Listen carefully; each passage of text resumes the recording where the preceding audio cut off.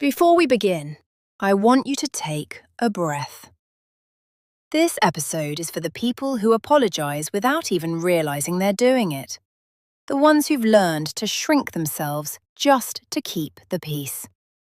If any part of this feels familiar, I want you to know you're not alone, and you're not imagining it. Let's talk about it gently. The things you apologise for that aren't your fault. There are people in this world who apologise for everything. Not because they've done something wrong, but because somewhere along the way, they learned that existing can upset someone. They say sorry for being tired. They find themselves apologising if they need to rest. If they can't keep up, again, they say sorry. When they feel overwhelmed, they repeat it over and over. I'm sorry. I'm so sorry. I'm trying. If you feel like being quiet because you're overwhelmed or tired, again, you say sorry for being quiet. They also say sorry when they simply don't have the energy today. And if that's you, I want you to hear this gently. You're not apologising because you're wrong. You're apologising because you've been taught to feel wrong for having needs at all. Before I go on, a gentle trigger warning.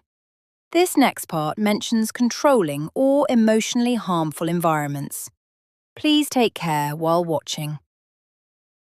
Some people grow up or grow into relationships where they had to walk on eggshells, where every mood shift meant danger, where every sigh, every slammed cupboard, every change in tone meant you needed to shrink yourself a little more, where you learned to scan the room before you spoke, where you rehearsed your sentences in your head, and the times you apologised before anything even happened, just to keep the peace.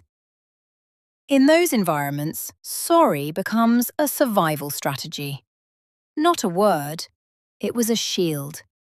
It was a way to keep the peace, a way to stay small enough not to be noticed. Sorry prevented conflict you never caused.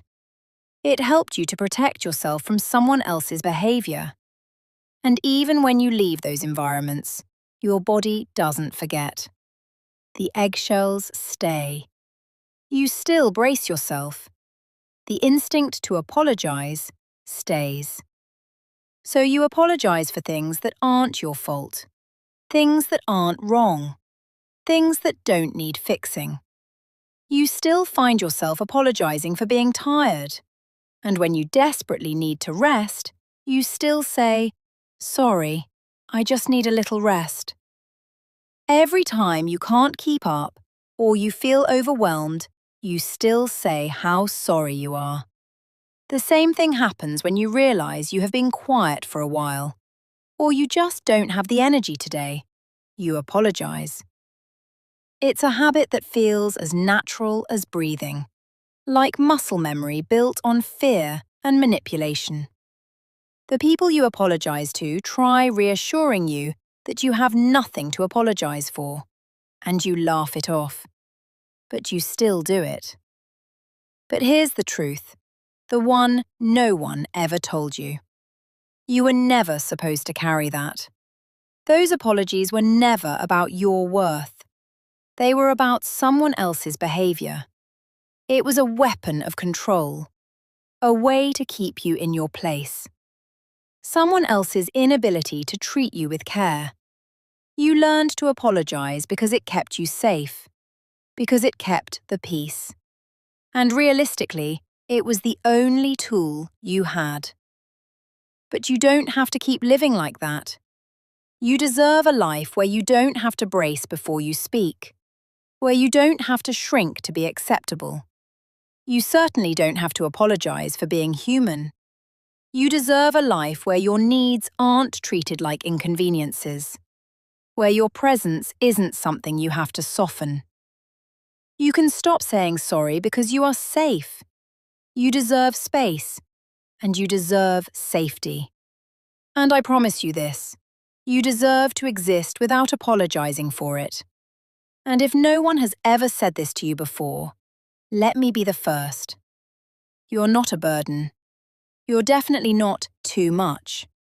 You're not wrong for needing rest, or space, or time, or care. You're not wrong for being human. You never have to apologize for existing. Not here. Certainly not with me. Not ever. Thank you for staying with me through this. If you recognized yourself in any part of this episode, I'm grateful you let yourself listen. You deserve gentleness.